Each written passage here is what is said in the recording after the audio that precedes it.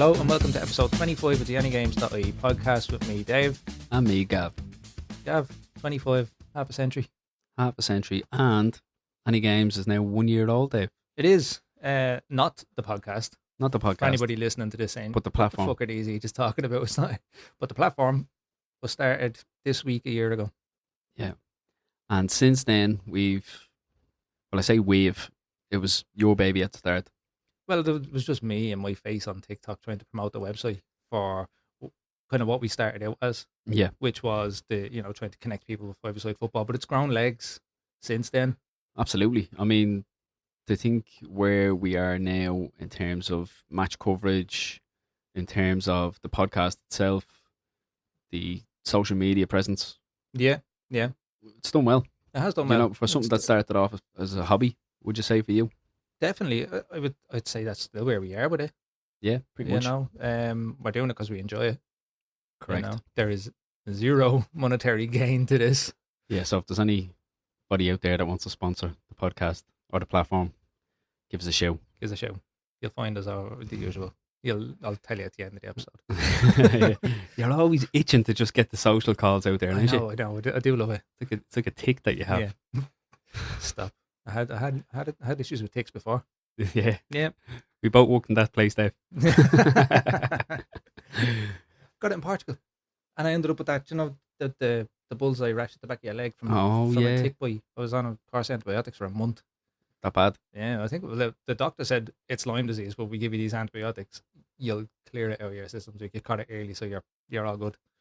I got a bad boy, a muzzy boy in Italy, and it was right on my ankle, and it was reefing itchy.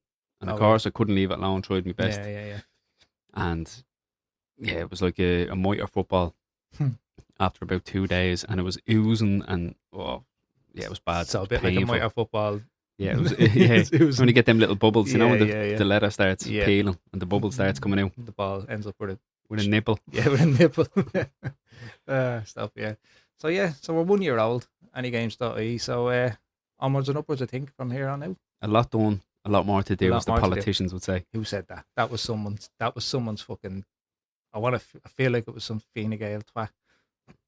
Maybe it's I'm sure it was from an Irish campaign anyway. Yeah. It wasn't Sinn Féin because they haven't done that.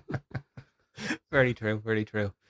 So anyway, Gav, moving on from political talk. Yeah, we'll turn our attention back to football because we've a lot to cover this evening. We do. We're getting into the busy season, the business end of football. Of everything. Yeah, everything's coming thick and fast at the moment, and we've a lot to get through. So I think there's no better place to start than the Leinster Senior League. Now, there hasn't been much going on because there's cup competitions and everything else, which we'll also cover. But we'll start with the Leinster Senior League, and the only fixture that's been played since last week's episode was Usher Celtic at home to UCD, and that finished 2-1 to Usher Celtic. So, kind of at the top, it still remains Malahide, Kilbarrack, St. Francis, Lucan, Tolka, Inchicore. That's the top six. Yeah, you kind of have Malahide and Kilbarrack pulling away now, really, don't you? Yeah, there's a good gap there between them. And again, like the fixtures are going to be coming thick and fast now over the next couple of weeks. So there's room, I'd say, after them for the clubs in the middle to kind of swap and change. Yeah. Looking ahead to next week, we've got Ballymunna home to Lucan. Then a couple of days later, we've got Usher Celtic at home to Colesta Dooney-Carney. The following day, then they have Shamrock Rovers at home to UCD. And 2 days after that, then you've got Ballymunna home to Finglas United. So, yeah, a couple of good fixtures there. Yeah. A couple of interesting ones. And as I said, we're going to see certainly that those teams sort of hovering around the middle of the league. I think a lot of positions are going to change there. They're quite tight in the middle. Chop and change. Then, of course, then you have certain things coming up for certain teams, in particular Finglas United, who will have other priorities maybe. And I know they're not going to take their eyes off the league. But no, absolutely. I know we spoke to John McLaren before. Obviously, they came off the back of a successful season last year with the double. Yeah. And I would put the question to him, at the Bray game in the Cup, where they're kind of looking at maybe doing a double again this year. Now, they've a couple of games in hand in the league, but even if they win those, they don't quite close the gap on the likes of a Malahide or Kilbarrack. But they're certainly making a lot of noise in the Cup. They are. If you were tuned into our socials yesterday and this morning, you will have seen some of the action from Finglas United away to Shamrock Rovers in the Cup yesterday evening. Yep. And a historic win, you would have to say, for Finglas. I think so. 3-1 winners in the end. I mean, and that was no slouch of a Shamrock Rovers side that was out there. It wasn't like, I don't mean a slouch, but it wasn't like a team full of youngsters being blooded or anything like that. No, because we spoke about this before, about the Cup, and how a lot of League of Ireland teams will use the Cup as an opportunity to breed in some of the youth. And we certainly seen it when Finglas played Bows in the group stages. Yeah. It was a very young Bow side. Yep. But now there was 7 of the first team involved in yesterday's game for Shamrock Rovers. So massive result. Massive win. Would you say it's up there? It's up there as one of the biggest results. Yeah, you would have to. Yeah, absolutely. Probably one of the biggest nights in the club's history, you'd have to say. Yeah. A shame it wasn't in Larney Park. It was, especially for the spectators, because not to shoot any shots at Shamrock Rovers by any means, but by all accounts, for the spectators, they were a full width of a pitch away from the actual pitch. Yeah, I mean, I saw some pictures of where the supporters were watching the game. As you say, there was a pitch between the supporters and the pitch, and then they were standing in a swamp. Yeah, it was terrible conditions. Yeah, I don't know. Was that just English fans, or was that just everybody who was at the game? That was everybody. It was so the pitch that they were playing on was a pitch away from the entrance point. Yeah, and that's where spectators were stopped.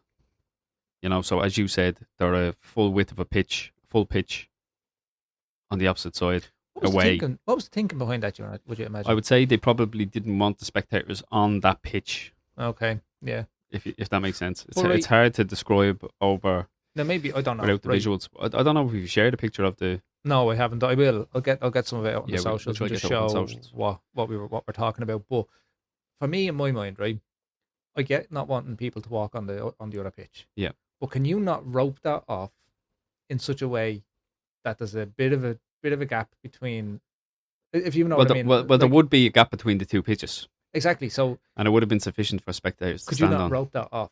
Yeah. And have ropes either side, so you can't cross this rope because you're going to be on the pitch for the game, and you can't stand this side because you don't want you damaging this pitch. Yeah, because from what I could see, the both management teams were on the opposite side again to that. So the 2 full pitches away. The management team are 2 full width pitches away from the spectators. Now, it kind of, the way they had it laid out, it kind of wrapped around, so those that were kind of at the bottom end of the pitch, if that makes sense. Again, it's hard to describe. We're a little bit closer. They were a little bit closer. Well, as you can see from some of the footage. Some of the footage that we have. Yeah. Shout out to people who got us that footage and sent it to us. Yeah, particularly Alan Bourne. Alan takes a lot of photos at the games. Yeah. So a lot of what we got was from Alan. So I didn't want to have that go unsaid here, because like that was much appreciated. Sending us that footage on to 100%. Get shared out. So yeah.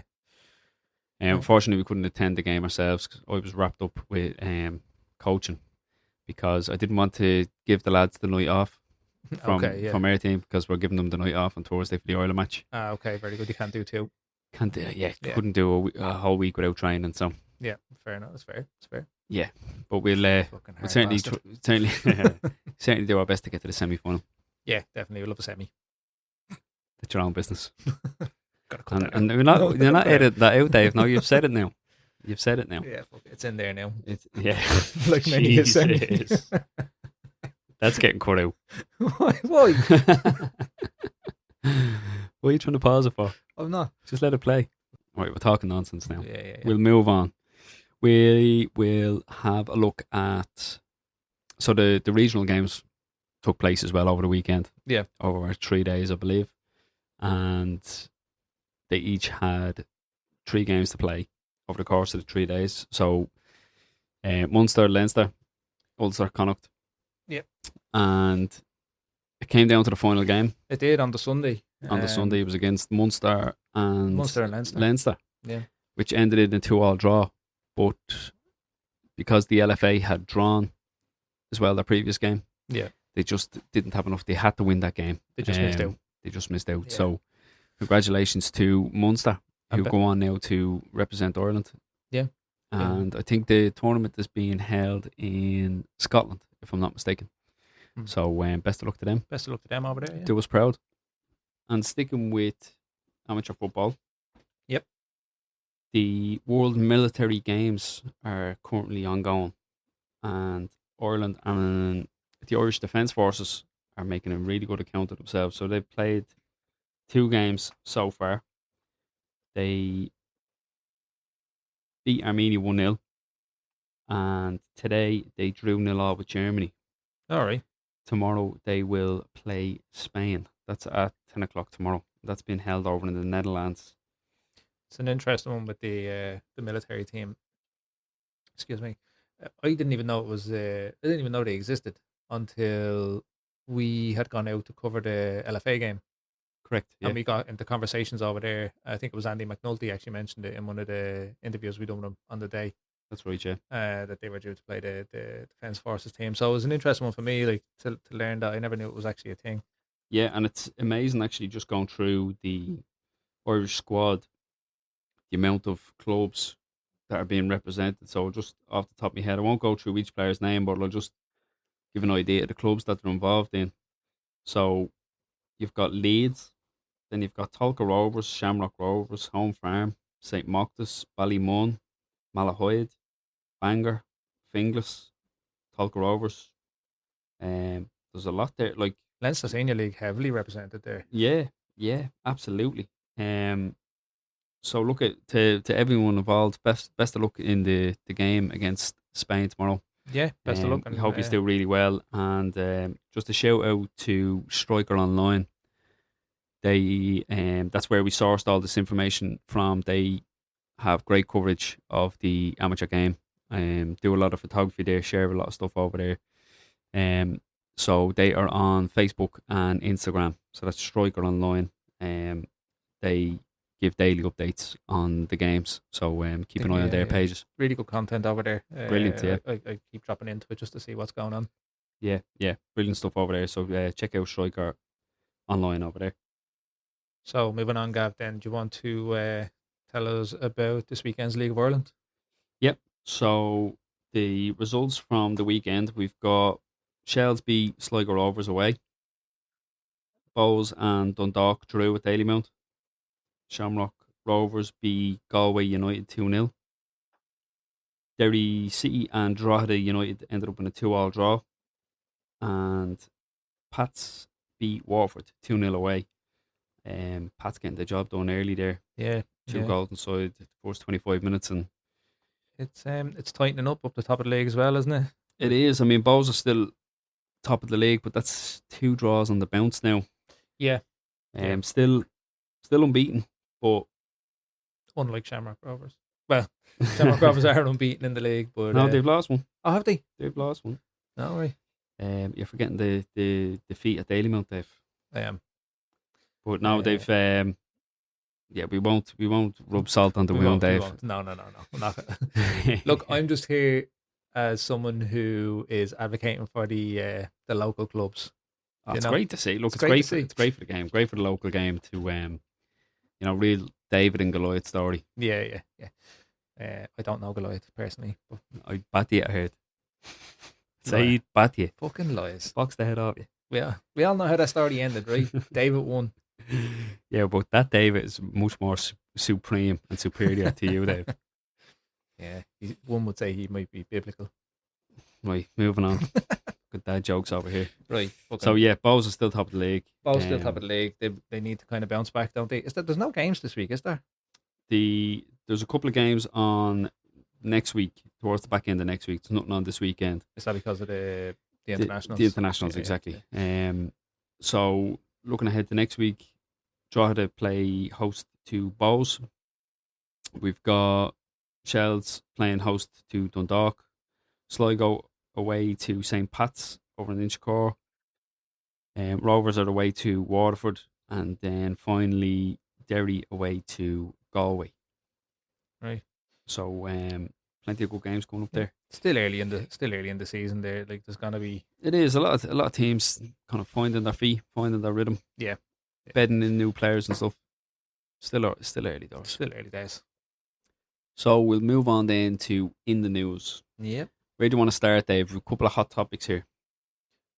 I feel like we should right, and I know we've been very Spurs heavy the last few weeks. Yes, but Spurs are very interesting lately, so I think we should really start there.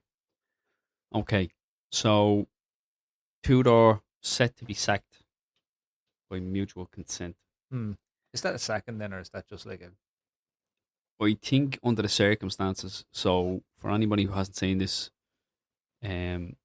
following a thrashing at the hands of Nottingham Forest, obviously you're looking to talk to the Tottenham manager after the game. He was nowhere to be seen, and they said it was due to a family matter. Turns out that his father had passed away during the game, was it? I think he just found out after the game had finished. Yes. So condolences on that one. Obviously there's much bigger things out there than football. Yeah, I mean, like, we all, we have our rivalries with clubs and stuff like that, but on a human level, these things are never good to hear, No, and I think going down the mutual consent route, I think is a bit of a classy move. Because I think, given the circumstances, you don't want, Tudor sacked all over the press and everything else. Do you know what I mean? No. It'd be a bit distasteful to do it any other way. So yeah, the mutual consent is it's kind of the best way for everybody out of the situation, I think, because Tudor's second was coming. Yeah, I think, but this. Well, he was brought in to win games. More specifically, they needed to win that Nottingham Forest game because that's the 6-pointer. Yeah. Forest have gone and they've leapfrogged Tottenham now, and the teams all in and around that fight, they've all got 7 games left, and you're kind of looking across all of those fixtures thinking, where are these points going to come from for each of these teams? So, has there been a name touted to step in? No, not that I know of. Not as of recording this, anyway. Not as recording this. It probably, like with most seconds these days, they always kind of come around the international break because it allows the club time and then the potential new manager time. So, my question is, because personally, I don't think Tudor is 100% responsible for the shit show at Spurs. No, sure, it was a sinking ship before he came in. Yeah, but he was brought in because of his past CV, where that was his gig. He was the saviour when no one else could do it. Who's going to do it now? Because, as we're saying, I just don't think it's all on the manager here, and I think the players just fucking don't care, or they don't appear to care anyway. Some do, to their credit, right? People like, and I fucking hate him, but Richarlison, at least when he's on the pitch, looks like he's trying to win the game. Yeah. So I don't know. We shall see. I don't. I hope they don't. I mean, obviously, it's a better story if they don't stay up. Yeah.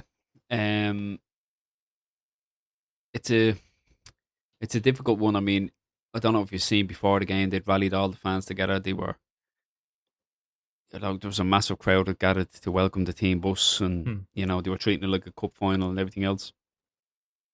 It didn't translate on the pitch. No, it certainly didn't. That's the second time they've lost to Forest 3-0 this season. I saw that build up to that game.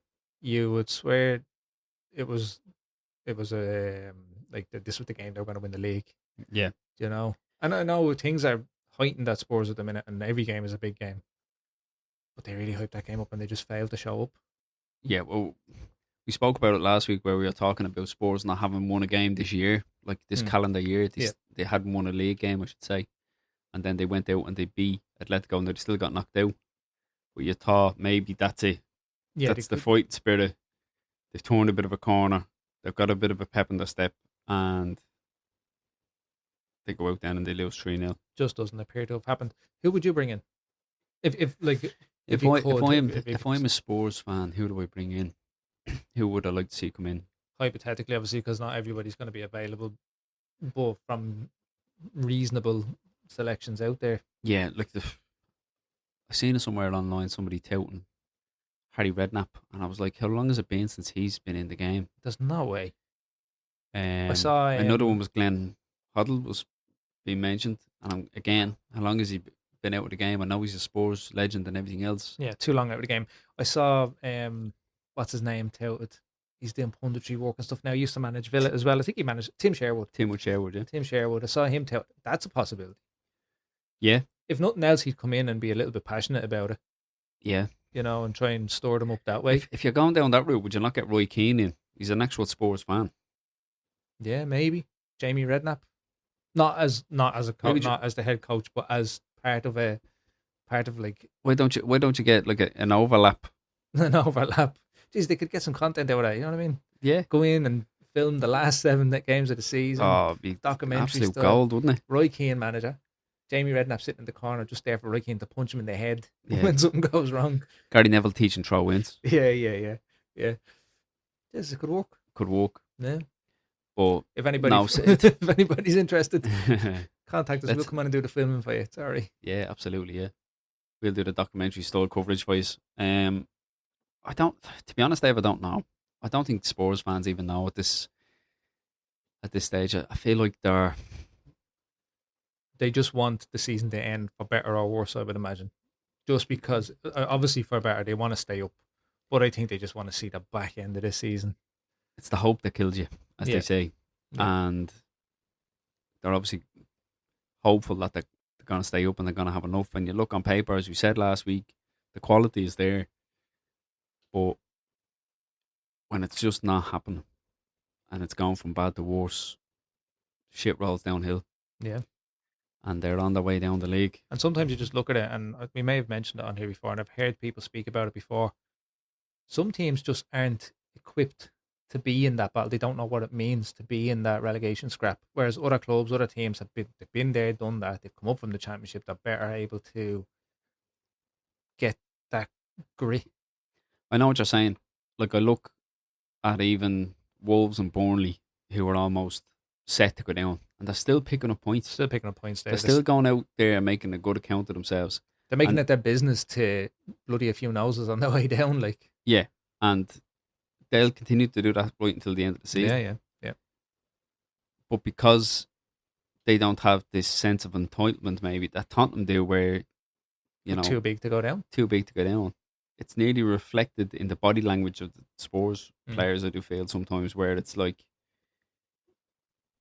they're kind of looking around at each other, going, "We're too good to be in this position," but then they're not acting in a way that's going to keep them in the Premier League. How many of them care? I don't mean like they don't care about being relegated, but how many of them actually care about the long term implications of it? A lot of those players would have release clauses. I'm sure they do. I don't think the mentality that they have is that they don't care or they're giving up. Or I think it's like what you said, where they've never been in that situation before. They never anticipated being in that situation before. Although they were in a similar league position come the end of the season last year, there was never really any worry there. No.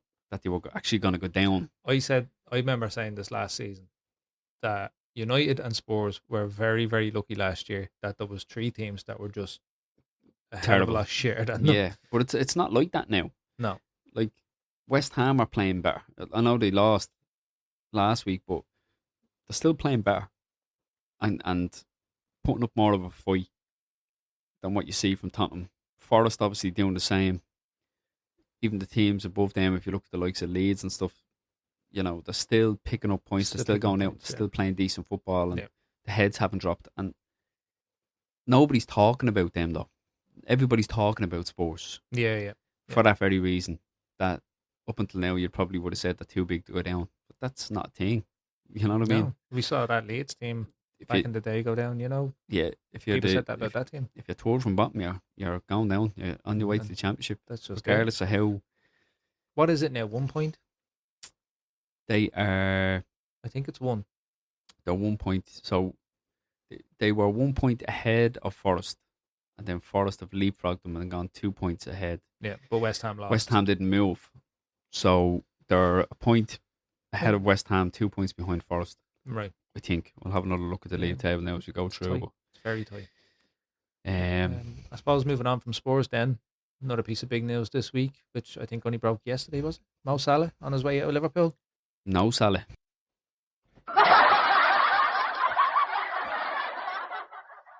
You've used that before. I have, and I continue to use it. I know. Classic dad joke. I'm pretty sure you've used that laugh before as well. I have, and I'll continue to use it.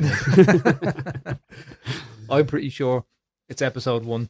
Now it couldn't be episode 1 because we didn't have the soundboard then. No, not the laughing, the no Salah joke. Oh, the no, yeah. But Don't make friends with Salah. Don't win friends with Salah. Oh, get it right. Get it right. Is it? Oh, is it? Yep. Okay. I've been saying it wrong all these years. Enough of the Simpsons quotes. Mo Salah on his way out of Liverpool.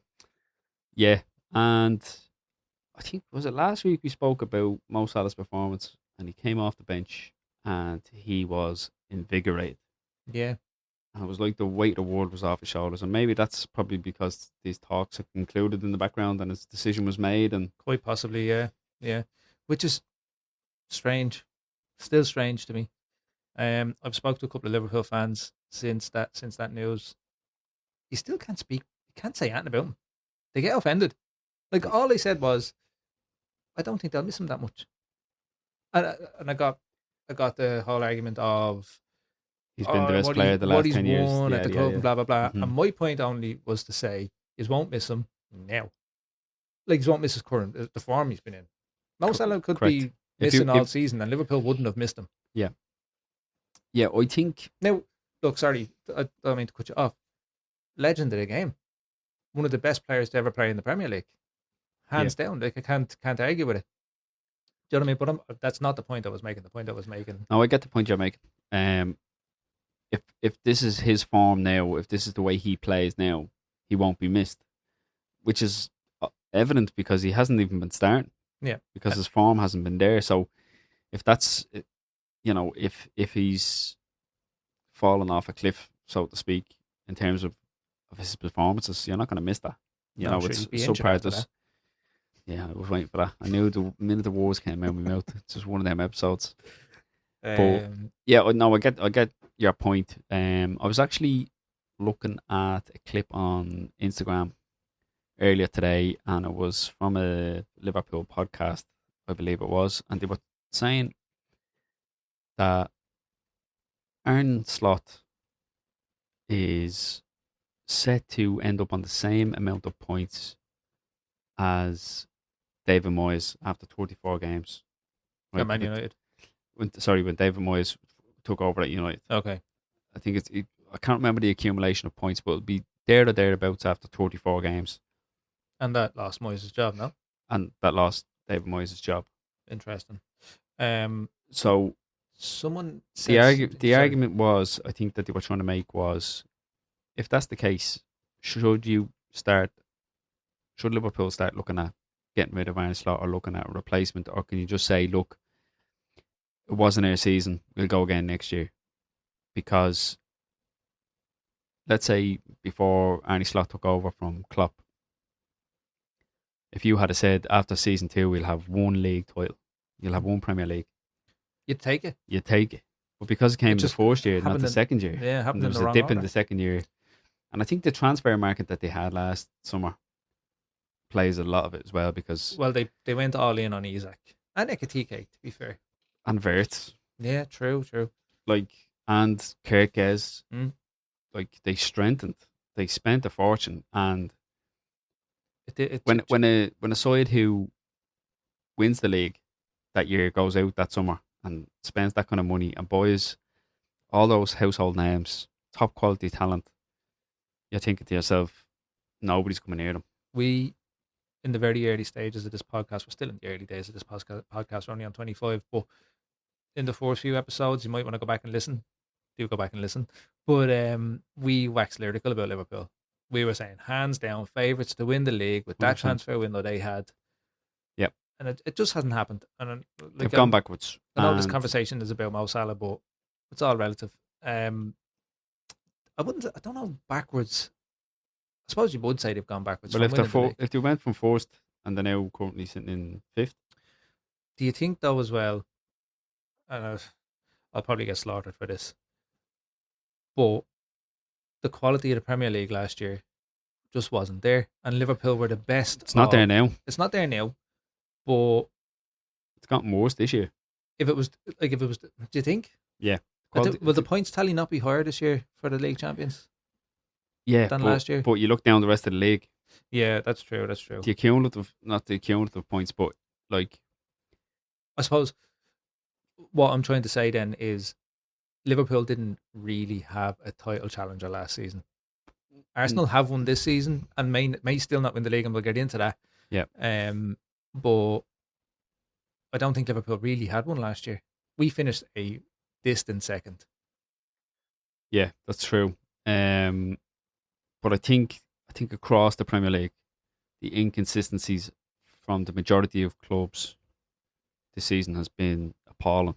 Yeah. And a lot of the time you would think to yourself, that makes it more exciting. You don't want just a top six every season. You want teams beating teams and, never really knowing what the result is going to be, and every game being a bit of a fight and whatever. But realistically, you want that to be... Makes it less entertaining, if anything else. You want it to be a top 4, 5, 6 who are like... You want the big games to be big games. Exactly. And they haven't been. They haven't been.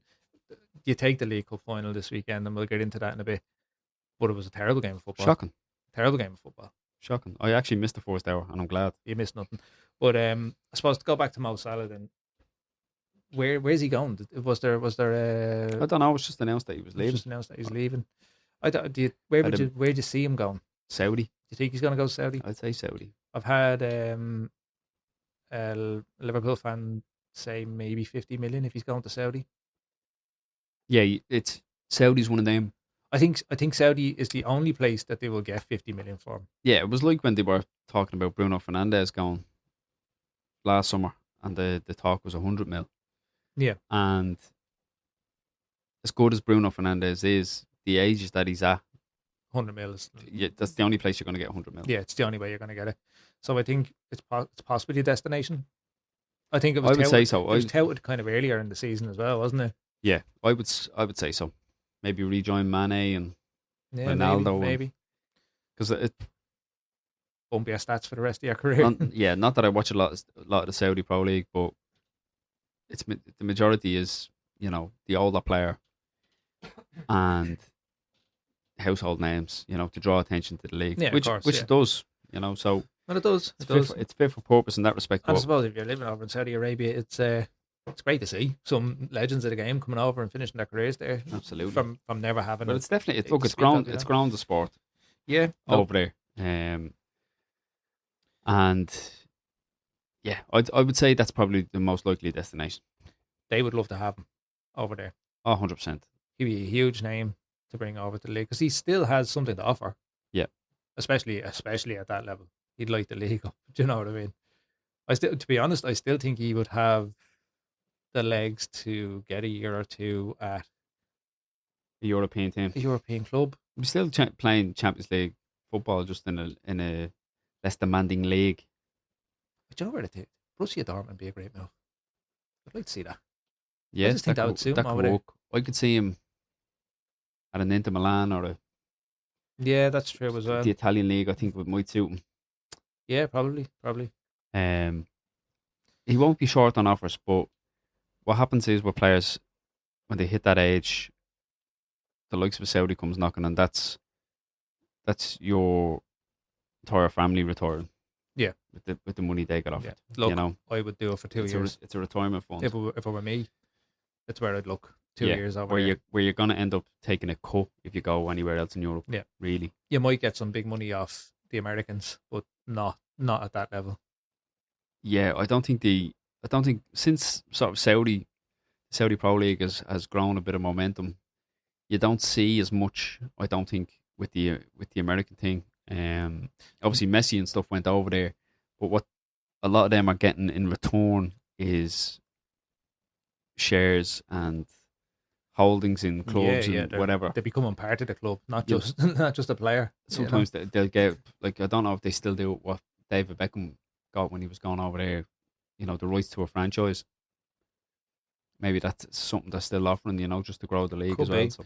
I know I've heard the argument from some American fans, like American soccer fans, they don't really want the retirement players going over. Like they're serious about the sport over there. Like the fans are, not so much the league. I don't know, but they're kind of sick of seeing players coming over, phoning it in for a couple of seasons, getting a big wage. They kind of want their clubs to grow. Yeah, and I get it. I get it. If you're a fan of a football club, you're a fan of a football club, and if you think that's not healthy, then great. Yeah, definitely speak up about it. Yeah, I'd say the American fans have kind of been scarred, because they were kind of born in a couple of occasions. Like when Beckham was there, he was injured for a lot of it. Then he did some sort of like pre-season loan moves where he was kind of coming over. I don't know whether his stint at AC Milan was like a loan move. He was still under contract. I think it was, wasn't it? Or you went to Paris Saint-Germain as well? PSG towards the end. I think something similar happened with Frank Lampard, because he went to New York Red Bulls, wasn't it? Or New York City FC it was. New York City FC. Okay, yeah. And he had signed with them, but they were part of Man City. Man City owned them, whatever the group is that owned Man City, owned the New York City football club, and they got Frank Lampard in that time. Okay. When he was playing for City for a couple of games. That's right. Yeah, I remember that now. So I think if you're an American fan, and let's say you're a New York City fan, and you're thinking, lovely, we're after getting Frank Lampard. We'll get 2 good seasons out of him. Like, this is going to shoot us up the league. And then the next thing is he's going out on loan to City. Yeah, to Man City. It's disheartening, isn't it? Going, it's like, what is this about? Like, you don't even have a star player here. You're starting to think like your club is just like a, what would you call it? Like a stopgap. Basically a stopgap. It's like being used to do dodgy dealings, actually. Yeah. Like that's what it is in a nutshell, isn't it? Yeah, so... And it wouldn't be like City to be involved in dodgy dealings. But I think the Saudi Pro League will probably get to a stage where it's doing something similar as well, where it grows to a certain extent, where the fans over there are like, no, we don't want those deals anymore. Yeah, it could happen. We don't want you signing people at 34, 35. Yeah. You need to bring better players in, and the amount of money that's over there, if the league continues to grow, we could see a bit of a... Well, they've already attracted a couple of players over to that Saudi league. They have. It's just whether that format is sustainable, because they tried to do it in China, where they were offering ridiculous money. Like, I remember, I'm trying to think of the players who went over. Was it Oscar of Chelsea? Drogba went over to that. I think Drogba went over at one stage. But didn't that fall on its arse because that was just one big scam? It was, and it was like, it was just financially unstable. Yeah. And players weren't getting paid, and players were going on strike, and there was But carnage. One thing I don't think you can say about Saudi Arabia is that's going to be financially unstable. No, definitely not. But it's just whether it's sustainable as opposed to stable. Yeah, do you know what I mean? Whether that exponential growth can continue, because it will hit a ceiling at some point. Yeah, true enough. I suppose this spiraled into that conversation. It always does. From Mo Salah, but look, that's just natural flow of conversation, isn't it? It is. I think that's where he's going to go, but I do think he could still have something to offer to clubs across Europe as well. So it remains to be seen. What do Liverpool fans think on that one? Do you think he will stay in Europe? Will you miss him at the club, or do you think like me, his best has come and gone, and you won't necessarily miss him now? You'll miss what he was. But let us know what you think. I'd also be interested to know. I know we always say hindsight's 2020, but should he have just gone last year? Yeah. Go out on a high, go out on a league win, He should have done. I don't know. I don't know what's happened, and maybe the Jota thing has played into this a little bit, and maybe it's just not soured it, not soured the club. I wouldn't say that because that's not the vibe I'm getting, but maybe it's just killed a little bit of something in him at the club. Yeah, he. I think we kind of touched on this before. You don't know how that kind of affects people. You're going to have players that have played alongside them for a couple of years that might have been really close off the field as well. You don't know what those. Don't really know. Maybe just being around the club is painful. Like he could have been a massive character around the club, and the place just wasn't the same after he passed. Yeah. So. Yeah, it's hard to know what goes on behind the scenes, but look, a legend's leaving the league anyway. Yeah, and Liverpool fans get involved. Yeah, let us know what you think. I seen a post actually where with Mo Salah leaving, that's kind of the last of the Barclays Premier League era. Oh, really? Yeah. So all that, the sort of it was all top six when we used to have the top six, and we used that the Barclays Premier League, and you had, your De Bruyne and Silva, your Mo Salah and Mane, and so all those little partnerships, and I suppose when it is the end of that Paul era, Pogba's, isn't it? It's a whole new generation coming through. Yeah. So he's kind of the last of that era. Funny, but yeah, we'll move on. I don't know if you've seen, Dave. Jason McAteer was on the Late Late Show. No, he was actually sitting alongside Colleen Rooney. Now I didn't catch it myself, but I seen the Late Late shared Jason McAteer's story about Roy Keane. I don't know if you've seen it, did you? No, I haven't seen any of this. So, after 2002 World Cup and everything that happened in Saipan with Roy Keane and Mick McCarthy and everything else, Jason McAteer was always had beef with Roy Keane, essentially. He had taken Mick McCarthy's side. Yeah. They never spoke to each other. They'd see each other at various events and blank each other and everything, So Jason McAteer is kind of alluding to this and talking about how for 20 years they haven't spoken to each other. And sometimes, Roy Keane would say something on a podcast about Jason McAteer, and then McAteer would go out of his way to kind of respond in whatever platform he was using to get his 2 cents in on the situation, whatever it was. So this was going on for years. And then he was heading into a coffee shop with his missus after the school run one morning. And in this tiny little posh coffee shop, as he describes it, Roy Keane's already in there with his family. So he's like, oh, here we go. So he goes kind of, as I said, it's a very small coffee shop, but he goes around the long way just to avoid him, trying not to make any eye contact, just avoid each other or whatever. Goes up, orders his bit of food, goes and sits down. So a little while later, Roy Keane and his family get up and off they go. A while later again, Jason McAteer goes up and he goes to pay the bill. And the waitress behind the counter says, the bill's already been paid. He said, who's paid it? He said, Roy paid it. And he's like, Jesus Christ, after 20 years, he finally puts out an olive branch. Yeah. So Jason McAteer jumps on the phone, rings Jamie Carragher. He says, look, I'm at a cafe here. Roy Keane's after picking up my bill. Can you do me a favour? Can you ring Roy, ask him, can I have his number? I'd like to say thank you. Kind of return the olive branch or whatever. So he gets a phone call back off Jamie Carragher, and Jamie says, look, he appreciates the sentiment, but you're not getting his fucking number. That's brilliant. Classic Roy Keane. Yeah. Classic Roy Keane. So it was a good little story. I hope I told it well. I hope I did it justice. But it's a good one, actually, because it's like, right, we're all good. I still don't want to fucking talk to you. But we're all good. We're all good. Yeah. So look, that's fair enough, isn't it? Yeah. I thought it was a nice gesture, but also classic Roy Keane. Yeah. The way he comes back so quick. And you can hear it as well, can't you? Yeah. Not getting my fucking number. Fuck off. Yeah, so I think that's the end of In the News, is it? It is the end of In the News. So, as we always do, we'll do a little review of the Premier League. We've no preview to do because we don't of the Premier League, that is, but we will take a look at the international fixtures. Well, we want to look at Ireland, especially. Of course we do. Yeah, of course we do.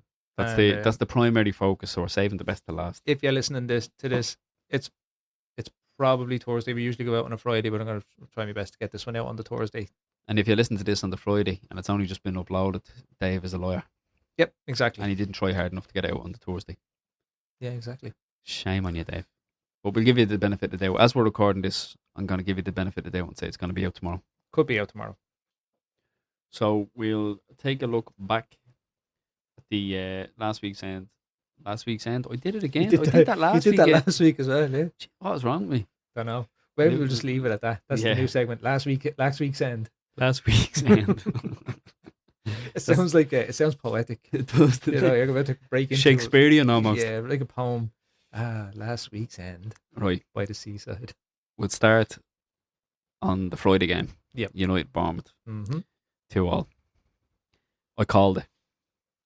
Yeah. I called it. If you listen back to last week's episode, I said it's pretty much been United's form all season, now more so under Ruben Amorim, that we go get a good result like we did against Villa and then go out against Bournemouth expecting a win and get a draw.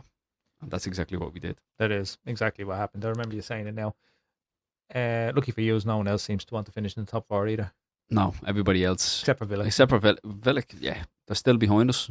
What I will say about that game though, Gav, Bournemouth at home is a tricky fixture for Bournemouth in general. For everybody is a tricky fixture because you just don't know what you're going to get, and it's a funny one because they're right down there in the league, like they're not going anywhere, but they're solidly in that mid-table. But they're one of them teams that will show up against the bigger teams, give a great account of themselves, and then they themselves will go out and get a draw against Burnley. Yeah, exactly. Or against Brighton. Do you know what I mean? Yeah. They don't seem to kick on. So, yeah, I did call it. And unfortunately, not a great result. But as you said, most of the teams, with the exception of Villa, were kind of playing off the same hymn sheet last weekend and not the humour of picking up points. Do you know what Bournemouth are? And they haven't reached this limit on me just yet. But they're that team, right? And this happens to a lot of teams. They end up sticking around the league for far too fucking long. And I get sick of them. I get sick of seeing them. Like a Stoke. They eventually fucked off. You know what I mean? But no, I know I said that Bournemouth are a thorn on my side because they always seem to get a result against us. But I do like Bournemouth in the league. They're okay. I'm bored of them. I'm bored of them. Yeah, Bournemouth. Yeah. I like Areola as a coach. I don't think he'll stay there too long. I think somebody's going to snap him up because he's very progressive. He's very modern as a manager. Yeah. And he does a lot with what he has at his disposal. So I'm sitting here trying not to laugh and make an Areola joke. I know. I like Areola. Yeah. As long as he doesn't make a tit of himself. Don't milk it. Right. Yeah. he needs a juggernaut club to come in for him. So what's your take on United then? I still think they're going to finish in that third place. So do I. A couple of weeks ago, when we were all under Carrick fever, I was hoping that we'd maybe catch Man City, but I'm quite content staying third. Yeah, I think. Although I'd like us to put a bit of pressure on them. I don't think we will. I think that they're too far gone. Yeah, they are a bit. We'll kind of touch on what happened last weekend, the Carabao Cup final, but they have a game in hand as well. Yeah. So I mean, for years it's kind of unrealistic that you're going to catch them. I think so. There's only we've only got 7 games left now. Dave 8. So yeah, it's unlikely. I'm quite content staying toward and build on that for next season. Grand. We will move on to Brighton and Liverpool. Like I said, no one wants to finish in the top 4. No, and like I said last week, I think we both called this last week, did we? But I specifically said Danny Welbeck's going to show up for this game. You did actually. You did. No, I didn't get everything. I didn't get everything right. I didn't get the Carabao Cup final right. But we'll get onto that. We'll get onto that. But this one I did. I called Danny Welbeck. You did, and we said it last week. He loves a big game. Loves it. Fucking loves it. He's been phenomenal this season, and I think he has to be in with a show of going with Thomas Tuchel, because if you look across England's forward line, let's say, like particularly strikers, like the man up top. Like obviously they got Harry Kane. It's going to be Harry Kane, right? But if England are up against it and they need a little bit of something different, why not Danny Welbeck? Yeah, look, if you feel like you need a second striker, let's say, or if they find themselves in the advantageous position of winning their opening 2 group games and having the luxury of, resting Harry Kane. Yeah. What, like, who are we going to... Would you put Ollie Watkins ahead of him? Based on this season? No. I don't know who else is in contention, no, really, I don't think so. After Welbeck and Ollie Watkins, like an actual number 9. Yeah, I can't think of one. I think Watkins gets picked up over him. Maybe so. I just personally, based on this season, I don't think so. But I mean, you put someone into the international setup, all of a sudden it starts to look a little bit different for the players. You know what I mean? I'm a big fan of Danny Welbeck. Anyway. Yeah, I do like him. I liked him at Arsenal. I liked him at United, even though he was at United. You know what I mean? I just think he's just been that player who will give you a 7 every week. Yep. You know, and I think you need them in your squad. I was kind of raging United let him go when we did, because he could have been that rotational squad player. Like if you think of now at United with the likes of a Sesko coming in, he could have learned a lot about the Premier League and how to be a striker in the Premier League from Danny Welbeck. Yeah, definitely. Just the experience of being able to do it at the highest level in the Premier League. Yep. We kind of spoke about Liverpool at length when we spoke about Mo Salah there, but their season, it's kind of fizzling. So inconsistent. Fizzling out, isn't it? So inconsistent. It's But that's what I'm saying about the Premier League in general. Yeah. They have all these opportunities. Like I said it to you before, under Amram, United had 3 or 4 opportunities week after week to go into the top 4. And we weren't taking them. We were drawing against Burnley, we were drawing against Wolves. We were doing everything in our power not to get into that top 4. Yeah. And somehow we've managed to get into 3rd place where we are now. That kind of just happened. It was weird. United being in the top 4 is very strange, the way it just kind of happened. But it goes back to what you were saying about teams being inconsistent. And United showed a bit of consistency for a few weeks and all of a sudden shot up the league. Yeah. And now look, firm favourites to finish 3rd, I think. You get any sort of form in this league and you're shooting up the league. Yep.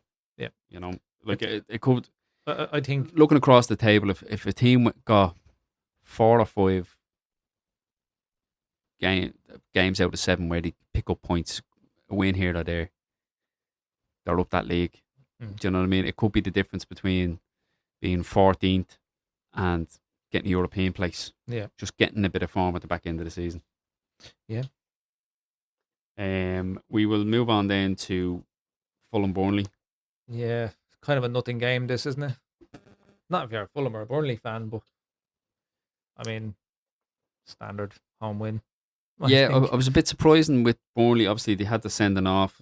That came at nearly the final kick of the game. Yeah. When they gave away the penalty. But can I ask something? Actually, this is something I've seen a lot of penalties given, where a player would seemingly be the last man, and they do this double jeopardy thing where they're not supposed to send them off. They're not supposed to send them off. But I have now seen a few red cards in the last while. Harry Maguire being one of them. Yeah. So, it's where has this come from all of a sudden? I don't know. I'm not too sure on it, because is it still the case that it's right? I'm the last man, but you're going away from goal, and I stick out my leg. I'm going to get a yellow card because you're kind of moving away from goal. Yeah. But if you're heading in towards goal and it's quite clear you're going to score, and I've tripped you, is that's where it becomes a red? Well, so the whole thing with double jeopardy is if you've already conceded a penalty, you shouldn't be sent off for it at the same time. But then denying a goal scoring opportunity then comes into it as well. So The lines are a bit muddled on that one, and it doesn't seem to be any consistency in how they apply it either, which I think adds to the issue. Yeah. Because you would think with the Harry Maguire one, he gave away the penalty, denied a goal scoring opportunity. But then the other thing with that game as well, which bothered me, it was almost identical to what happened to Amad Diallo. And I think United have actually put in an appeal for that one as well. Have they? To be looked at. I don't know what the outcome is or whether it's still under review, but like Amad Diallo's only like 5'6". He cuts inside, and like he does a 180. Like he's had the arm dragged back to such a degree that it's caused him to spin around and fall backwards onto the ball. Like, who was the ref in that game? Oh, I don't know. I'll have to check that actually. Was he a man Medley by any chance? Ooh, let me just check. Stuart Atwell. Oh, Stuart Atwell. Okay. Yeah. Stuart Atwell. But how can you? And what the other thing that bothers me as well is if it's not a penalty, and the ref is like, "No, too soft. You've thrown yourself on the ground." Well, book him for the dive then. Yeah, I don't get this. I've seen this so many times. Book him for the dive. It's always a big question I have. Why the fuck are they not booking players for this then, if that's the case? If it's like, no, go up, play on. It's a dive. Like, because like he's either dragging out of him or he's not. This is what I mean. It's either a dive or it's not. It's either a dive or it's not.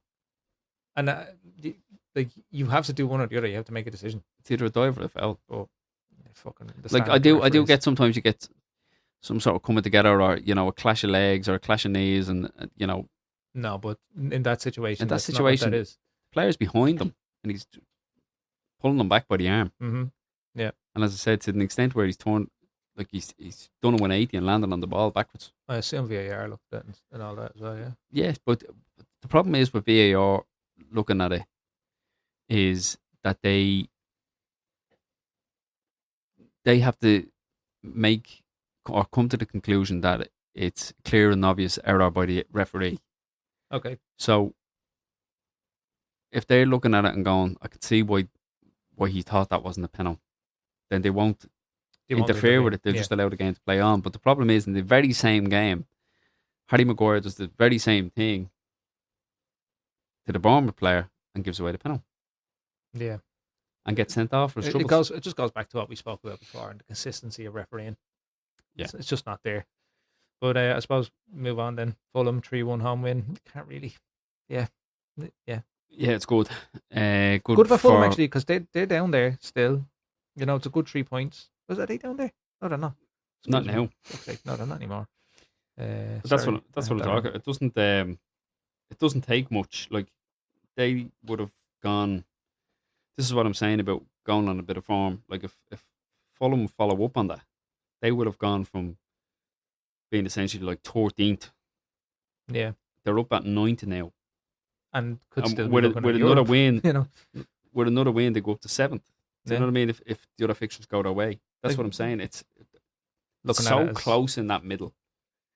Like from Palace in 14th on 39 points to Chelsea in 6th on 48. There's only 9 points between 6th and 14th. Yeah. And like with 7 games to go, you go on a bit of a run. Well, it can make a huge difference. We can sit here and we're going to say like Arsenal are 9 points clear of City. And if City still have a chance of winning the league, anybody within 9 points of anybody has a chance of doing. That's what I'm saying. Pretty much anything. The gap between 1st and 2nd is the same as 6th and 14th. Yeah. Which is mental. It's crazy. Next we have Everton 3-0 winners at home at Chelsea. This is what we're saying. We're talking about what a team could potentially do if they go on a run. Nobody wants to do it. No, it's mad. It is mad. Nobody wants to do it. Like Chelsea were looking strong under Rosenior. Now all of a sudden they look a bit shaky, don't they? Shaking Stevens. Yeah. And I was hoping they'd have a bit of form because they've got City straight after the... but they could show up in that game. Yeah, they might well do. Yeah. This is what I'm saying. You don't know what you're getting from one week to the next with the majority of teams. No. So it's hard to call. Like I'm not a betting man. I don't place bets, but I'd say anybody who does regular accumulators and stuff like that. It's a nightmare. Nightmare. I haven't looked at much Trying this to look season. at the form guide. Forget about it. Nah, forget it. Out the window. Yeah, it's a solid win from Everton, though, isn't it? Absolutely. Like they've been good this year. They have been good. I think we spoke about it last week. They're really just missing a striker of real good quality. Yeah. Just Premier League experience. Danny Welbeck will work. Yeah. I think he would work there. Do you think he'd work there? Yeah, I do as well. I think if you had Jack Grealish back fit as well, working with Danny Welbeck would be an interesting partnership. I genuinely think that Danny Welbeck would be worth points to Everton. I think so, because I said it before, Beto and Barry, they're not prolific goal scorers by any means. You know, I just think they need somebody in there that's going to do a job. I think it could change them, because fundamentally I think they're solid, good manager in Moisey. So I was going to ask you about Chelsea, but I don't even know how to talk about Chelsea, to be honest, at the minute. You just don't know what you're getting. No. From 1 week to the next, you don't know what's going to show up. Next game up was Leeds and Brentford, 0-0. Probably a good point for Leeds, maybe. They just need to keep picking those points up. I think any point... They're close enough to the relegation where they kind of... Every game's a must-win. Or, they need to pick up points in everyone. They can't afford to lose maybe 3 on the trot, or, have that bit of form. It's not going to... I'm looking at the league table there, right? I think if you offered it now, Leeds would probably take a draw in every game for the rest of the season. And it would probably be enough. Probably be enough. Yeah. I think if you could throw in 1 win in there and draw the rest, I think they'd be happy enough. I think like that, any point's a good point down there. Yeah. And as we've said many times, Ellen Road's a tough place to go. If they can keep picking up a draw here and there, the odd win, I think they'll be all right. Yeah. Yeah, I mean that's a Brentford team who are up there in the league. Do you know what I mean? So it is a good point. Yeah, no, 100%. I'm just looking at their upcoming fixtures. Mm-hmm. They've United next. That's a tough game. That's at Old Trafford as well. Yeah, but that's a big derby game. But then they've got Wolves, so they're going to be looking at the Wolves game, thinking that's where. Yeah. Like if the big one for them is. On the 9th of May, they've got Tottenham. That's huge. At the Tottenham Hotspur Stadium. That's and before huge. that, they've got Burnley. So if I'm a Leeds fan, I'm going to go, right, United could get a point there. I'd say the most they could look for at Old Trafford is a point. I think so, yeah. But they've got Wolves at Ellen Road. They'll have to be looking for all 3 points there. Yeah, anything else would be disappointing. Away to Bournemouth, maybe a draw there. That's an anything. Burnley back in Ellen Road. They'll be looking for 3 points there. Definitely. And then... And I think nearly if they can beat Wolves and Burnley and get 6 points across those 4 games, I think that'll be enough to keep they'll be safe before they even get to Spurs. Yeah. I think, do you know what, Spurs would nearly be hoping that Leeds have secured their safety by then as well. Because they could just take their foot off the gas a little bit, or maybe take their eye off the ball a little bit. Maybe so. Maybe so. Have Spurs pick up some points. Yeah. Like when you get there, there's only 2 games left after. Like there's only 6 points up for grabs after that Spurs game. Yeah. So it could be really interesting by that stage. Yeah, I mean it could still be a slog for everybody. So they could all be. There could be. We love a last day of the season. Anybody could stay up. Anybody could go down. Yeah. Scenario. It's entertaining. It is entertaining. I think we could be up for that though, Dave. Like I think we could be set for final day of the season chaos at the bottom of the league. I think at both ends of the table, in every area of the league, I think we could be looking at a last day of the season. I'm sitting here at Arsenal 9 points clear of City at the minute, and I'm not confident that Arsenal are going to put that to bed quickly. I don't think anybody can be confident. No. We'll get on to Arsenal in a few minutes, but I suppose moving on, we go to Sunday, and it was Newcastle at home to Sunderland. Newcastle got off to a flyer. And I have to say, right, Sunderland came away with all 3 points. But that game was carnage. Like, both teams just up for it. Both Really? like, loads of opportunities, both ends. I didn't get to see it. It was excitement, you know. I think Gordon opened the scoring. He did. And then, obviously, Sunderland found their way back in. But, like, a lot of top saves.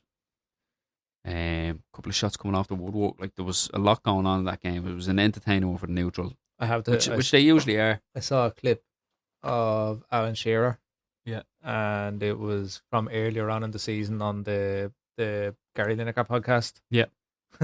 And he says he's delighted Sunderland are back in the league. It's worth 6 points to Newcastle every season. And now they're after losing twice. He did continue on to say he's probably going to end up eating those words. Yeah, well, he certainly did. Certainly did. I think Newcastle's season is just mid-table, and they're going to stay there. Yeah. Obviously, they're going to stay there. They're not going anywhere. They're on 42 points, but I just think that's going to be the rest of their season. Yeah, maybe a win, maybe a loss. Nobody really cares. Players are just trying to get to the end of the season. Although there is certain players. I mean, Anthony Gordon will be hoping to go to World Cup, surely. Don't call me Shirley. You? I think Gordon's going to the World Cup, isn't he? I think so. I think so. Yeah, I mean, it's a strange one with Newcastle because even with the league position, like when you go through the players, thinking, "Nice, solid player, having a good season, solid player, having a good season," but collectively they just haven't found those results. No, it's mad. Newcastle should be higher in the league than they are. Yeah, they've got the players there to do it. Genuinely, we spoke about this earlier in the season, and we were talking about managers and jobs and blah blah blah. I said Eddie Howe probably should have got the chop earlier on the season. I just think he's brought them as far as he can get them. But do you think that's a club issue rather than a manager issue? Bit of both, maybe. I think Eddie Howe has a ceiling, and I think that's it. But no, I would disagree. Really? Yeah, I would think like he has to be given a lot of credit for where he's taken that club with the resources that he's had. The club have huge investment, but they haven't been able to spend it because of PSR or whatever it's called now. I think it's called something else. Maybe you're right. I don't know. I'd love to see Eddie Howe get challenged. Not challenged. A challenge for him. Go to a club. Go to a top 4 club. See what he can do there. You know. But that's what I'm saying. You can't say he couldn't do it because there's no evidence to suggest he couldn't. No, I just think he because he hasn't had the opportunity to do it before. That's a different conversation. Maybe. I don't know. Look, I could eat my words someday, but I don't think. If you like Alan Shearer, trust me. Alan Shearer said, "Trust me." Then. No, I'm saying. I'm messing. The way he said, "Shut up, Dave." I'm tired. Okay, moving on. Aston Villa 2-0 winners at home to West Ham, much to my disappointment, and mine against Villa. And mine. Yeah. It was the disappointment was tenfold. Tenfold? Yeah. Twofold.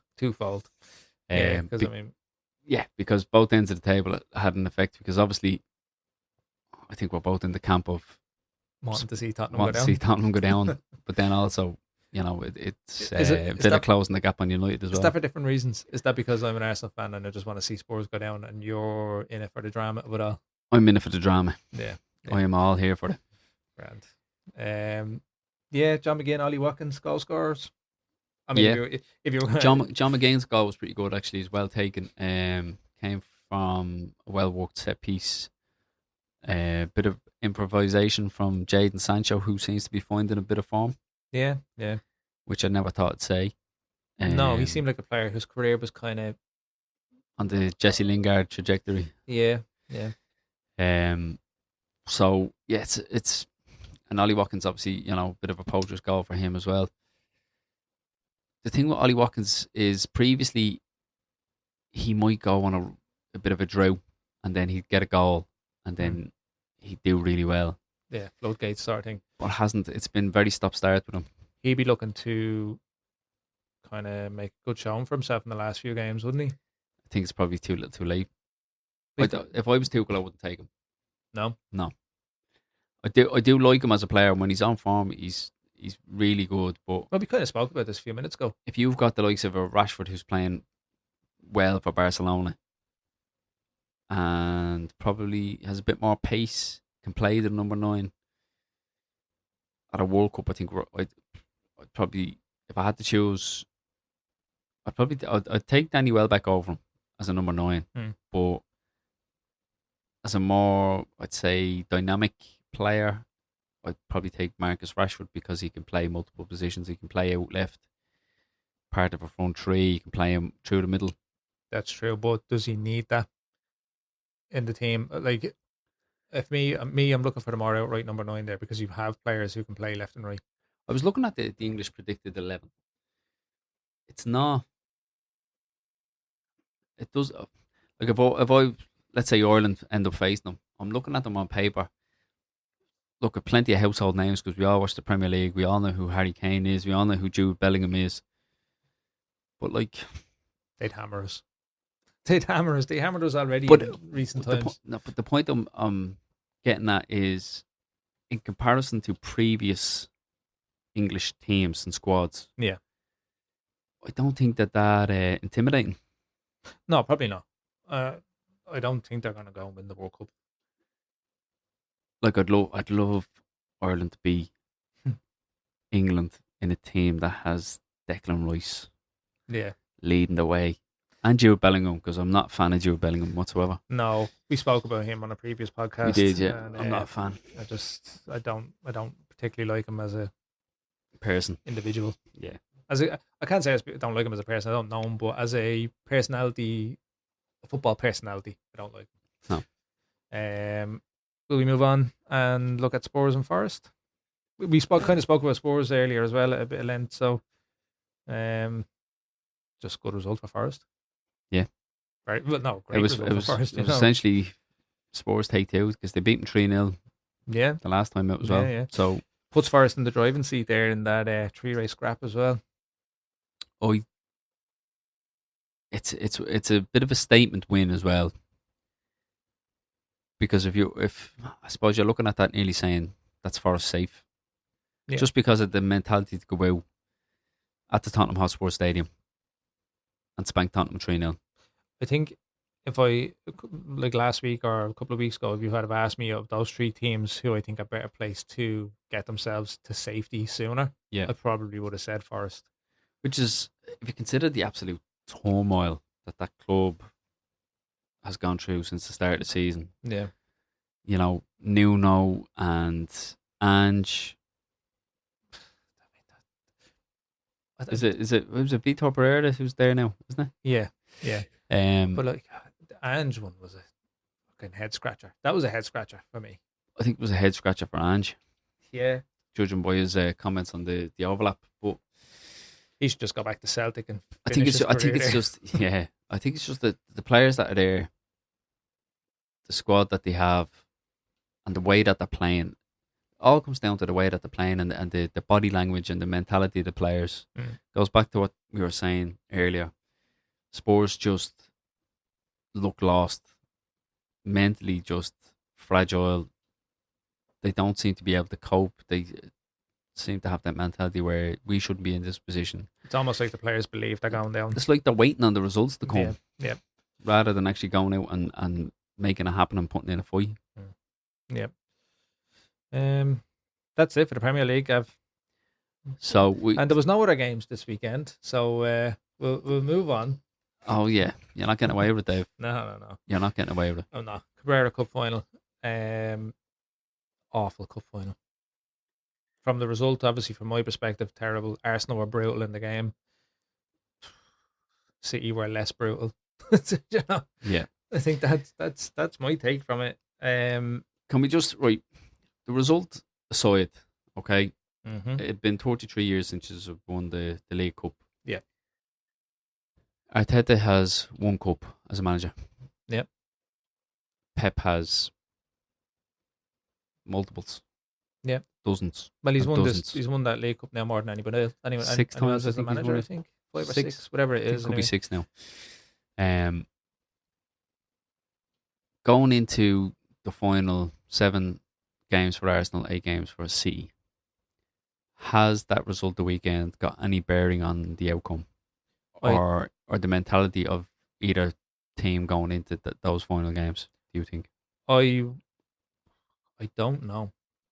I think yes. I think for City, no. I don't think City would. I don't think that's going to change City's mindset too much. It will if Arsenal now go out and drop points. If anything, it affects Arsenal more than City. I think Arsenal could look at that and think, oh, we did fall again at the final hurdle. Do you not think if Arsenal go out and win that game 2-0, City don't show up, that's the league done and gone? Yeah, I think that game meant more to Arsenal on Sunday. Do you think that's why they lost it? You wouldn't think it to fucking look at the game, because do I think that's why they lost it? No. Do you think the burden of what the win would have meant, not just for lifting a trophy as a collective, which I think would have been huge, but to also go in with that mentality going, we beat these, that's a trophy in the bag, but also we have to play these again in a couple of weeks' time. Look, I said it there. I think it obviously meant more to Arsenal. I think it would have meant more to us in terms of momentum going into the end of the season. The game itself, I mean, it's a tight game up until the goalkeeper does what he does. Arsenal are defending well. City had chances. I think City may have still won the game, but it looked comfortable towards the end where Arsenal were defending well, but Arsenal never really done that in the game. I was so annoyed, and not because I can deal with losing, right? You lose games, of football. It happens. You lose finals, whatever. It was the manner in which they lost it. There was periods of the game where the goalkeeper standing there with the ball at his feet for 30 seconds waiting for City players to come onto him. And I think, did I text you? I think I said to you, maybe I texted you, I said, Arteta lost us this game. Yeah. Arteta lost us that game. But the way he sent the team out. He doesn't seem to learn from his mistakes, because so often he goes out with that mentality of not losing the game to give yourself the chance of winning the game. It's a fucking cup final. Rather just going hell for leather and just going for it. Just yeah. Putting your chest out and going. There's a few things. We're the better team. We're top of the league. And we're going to stay there for the rest of the season. We're taking this trophy. And I think do you know he's not going to lose that mentality until you have a Premier League under your belt. I don't think so. No, I don't think he will. We need to win the fucking league this season. I think... But to be honest with you, Arteta needs to win the league this season or he's gone. I want him gone if he doesn't win the league this season. Like, if we come away from this season with 0 trophies and fuck the FA Cup, to be quite honest with you. If we win that and nothing else, fuck off. If we win it with everything else, great. Okay, so... but... You've got 7 games left. City have 8. City win their game in hand, closes the gap to 6 points. And then they beat us at the Etihad. It's 3. And I think Arsenal panic then. I do genuinely think that's. Do you think that's gonna? But do you think that's how it plays out? How many games will you have left after that game? 4, I think. You'll still have 4 left. I think so. Yeah. So it's relatively close. Oh no, I think it's in April, isn't it?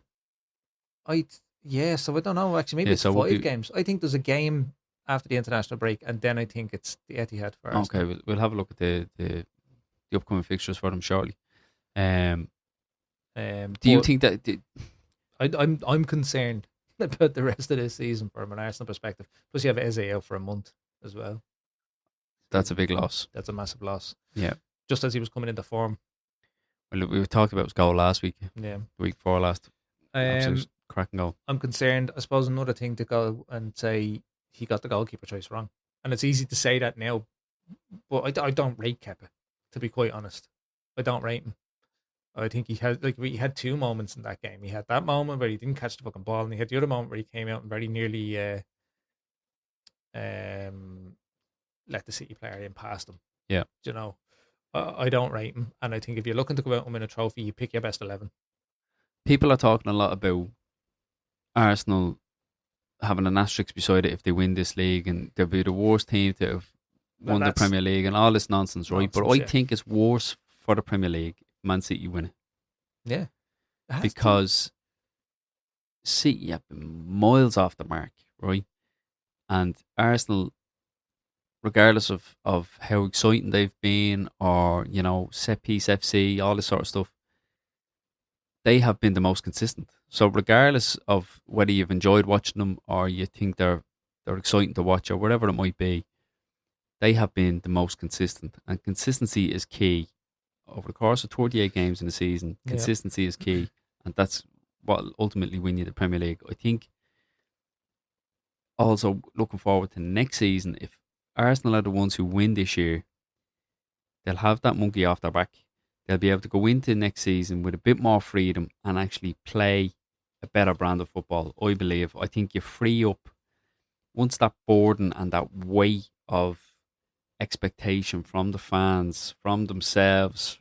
Yeah, you could be right. Always a bridesmaid, never a bride. Like, to have that trophy in the trophy cabinet allows them to play with a bit more freedom, a bit less pressure. Very few teams go back to back, so they're almost, before a ball is kicked, expected not to win it next season. Yeah. They won't go in as favourites probably next season, even if they win it. And I think it will also spur on your Uniteds, your Cities, your Chelseas, and your Liverpools to go, right, I think we could, with a bit more work, or an addition here and an addition there, we can beat that Arsenal team. Yeah.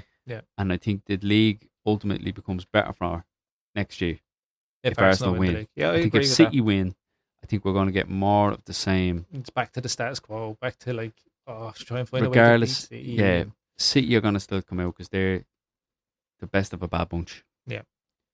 Because Arsenal are bottlers and nobody's consistent, and Arsenal were consistent right up to the point where they had a bit of pressure and they shat the bed.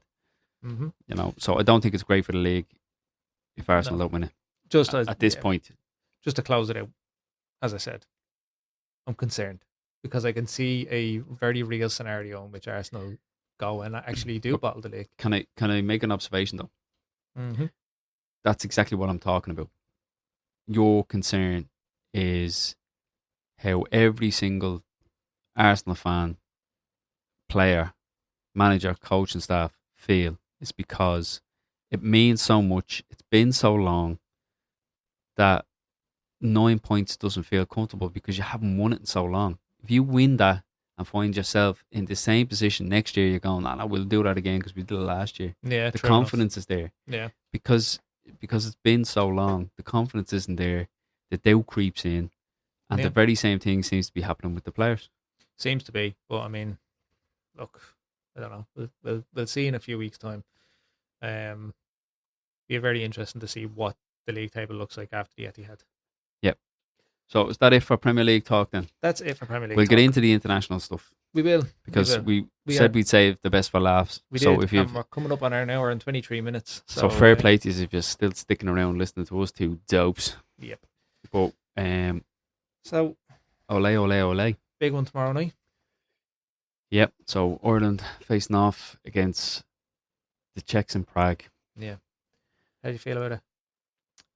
I am nervous. Yeah. I'm a little bit excited. Very excited. More excited. Like I have for an international game in quite a while.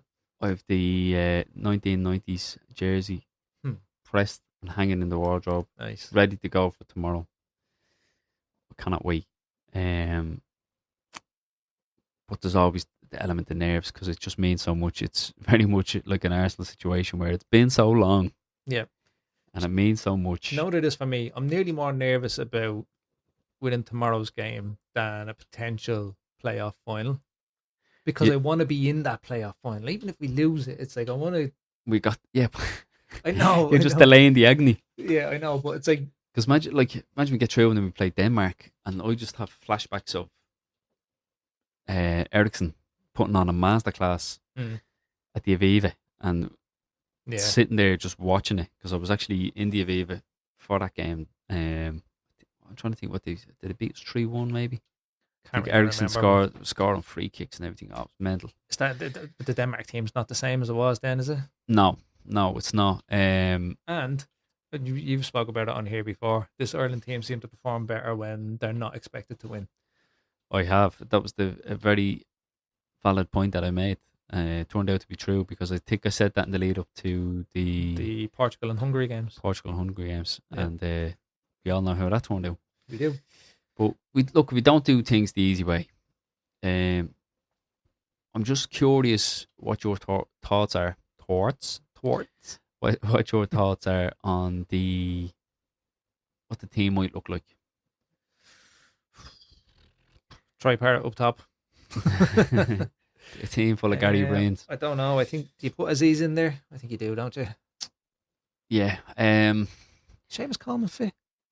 Yes, he is. He's still technically captain. Like, do we play the kind of elder statesman for the experience, the likes of your Robbie Brady's, your Shamie Coleman's, or do you kind of the lads that have been knocking around and got us to this position in the first place? Should they be the ones getting the run out? You know, I've no room for sentiment. Like your Jake O'Brien's, I've no room for sentiment. I really don't. I think, but it's not even about sentiment. No, it's not even about sentiment. It's what's the best for the Irish team in tomorrow's fixture. That's all you like as an international manager. You take one game at a time, and you say to yourself, right, who is the player in form?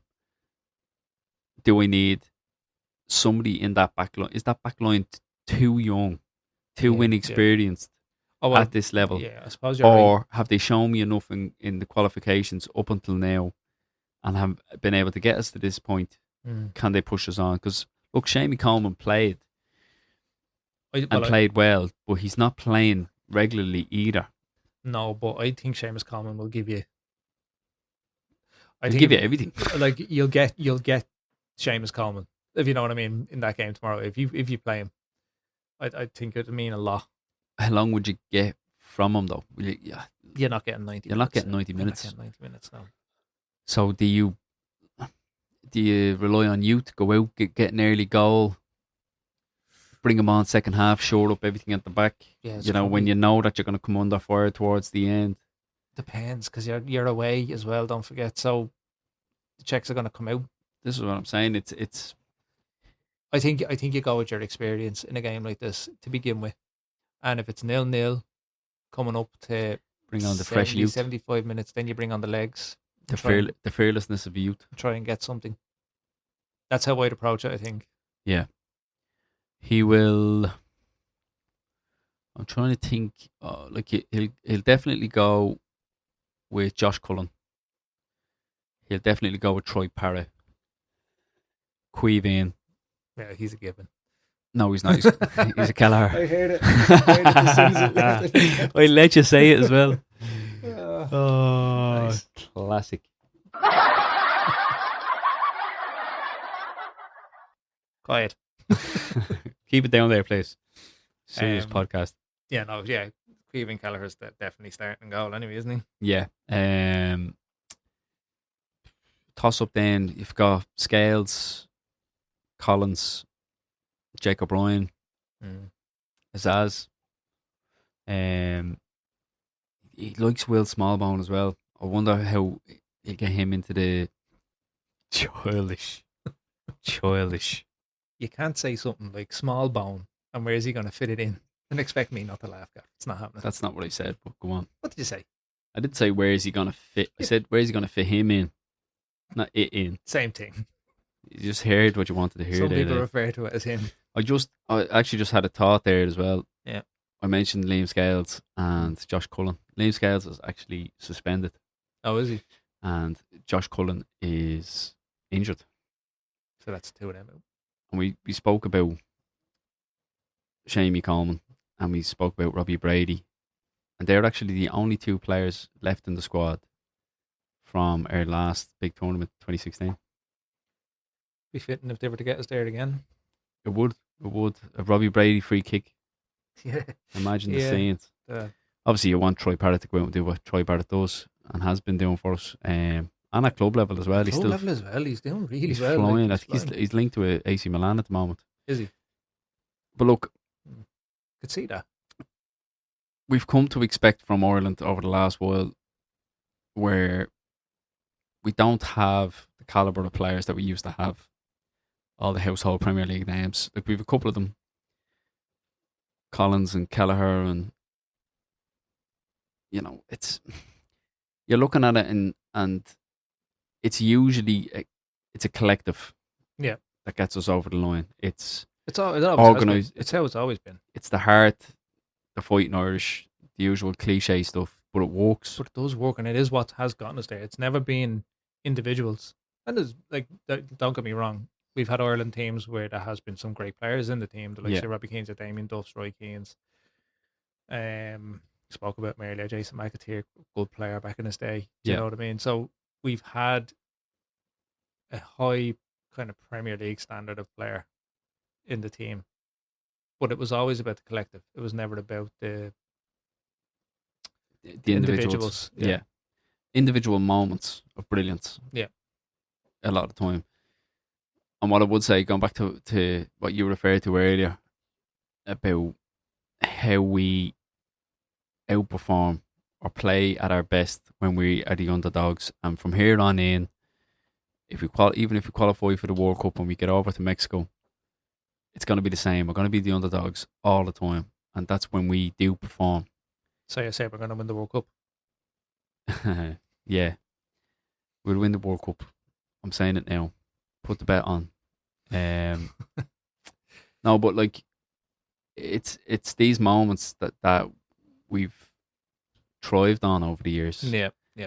It's when we go to a Cyprus or a Gibraltar and expect it to hammer teams and then come away with a draw, and then we're left in these positions where we have to go through extra qualifications and playoffs and all this sort of stuff. That's what kills us, and that's what prolongs the agony sometimes when we don't qualify. But death by 1,000 cuts. Look, as we always do with the Irish football team, there's a few prayers, a few candles being lit. Oh, right across the country tonight, I'd imagine. Yeah, plenty of points of Guinness.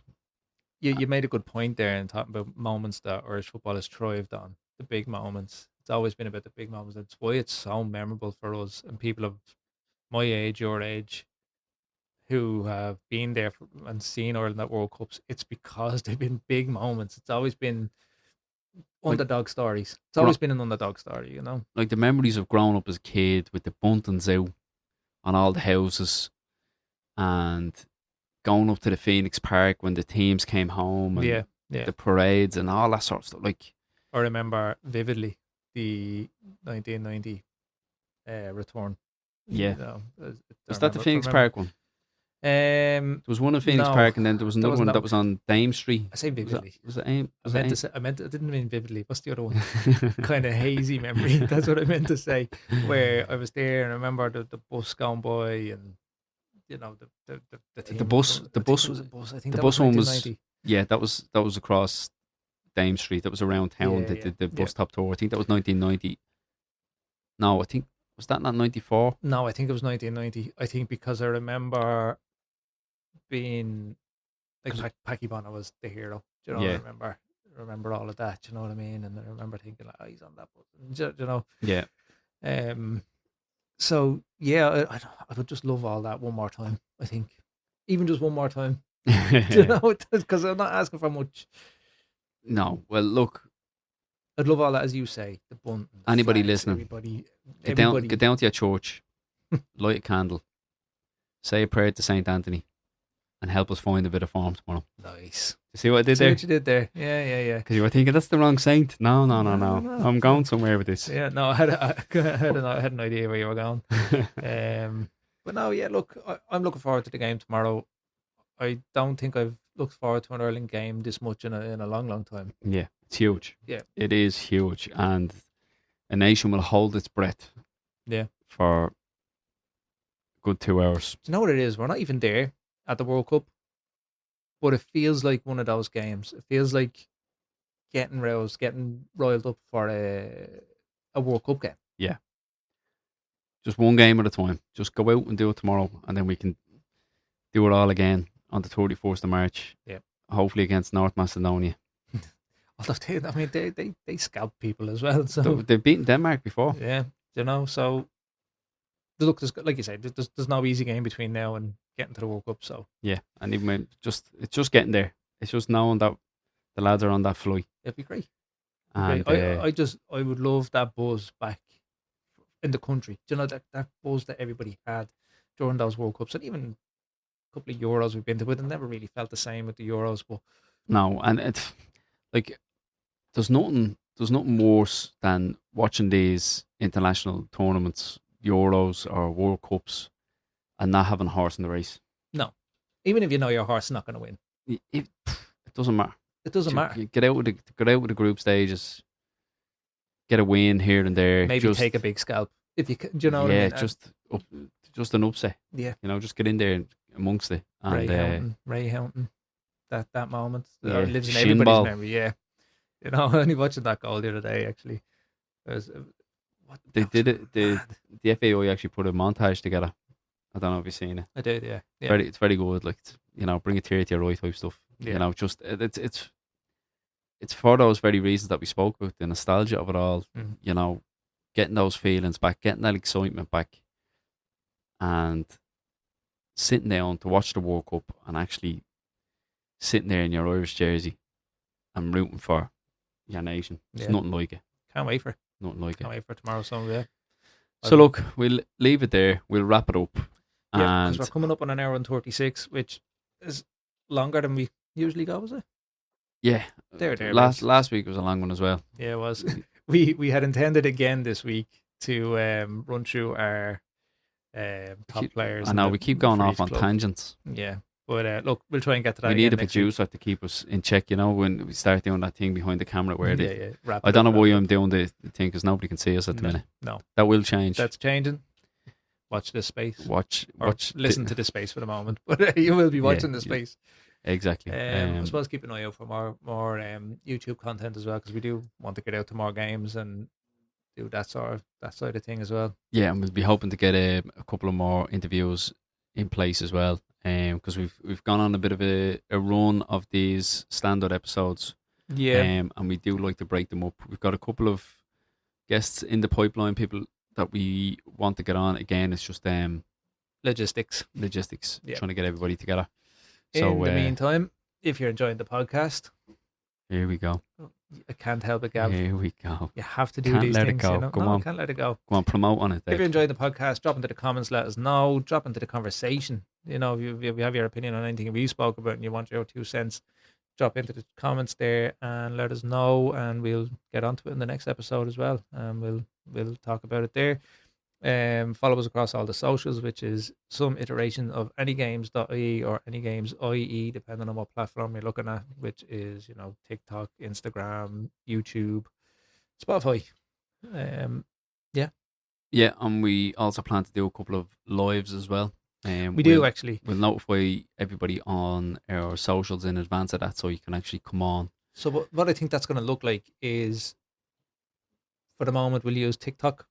Yep. And go live during the recording of the podcast, and we'll take a few questions and answer them live and get them onto the podcast, and then you can listen back and then your questions on here on the podcast. Yeah, so you can have a live chat with us. Yeah, so keep an eye on that, and we'll try and figure out how that looks. Yeah. Talk to you all soon. Yep. And come on, the Ireland. Best of luck, lads. You up the lads, the boys in green. Dublin. Oh, the last word. Nope.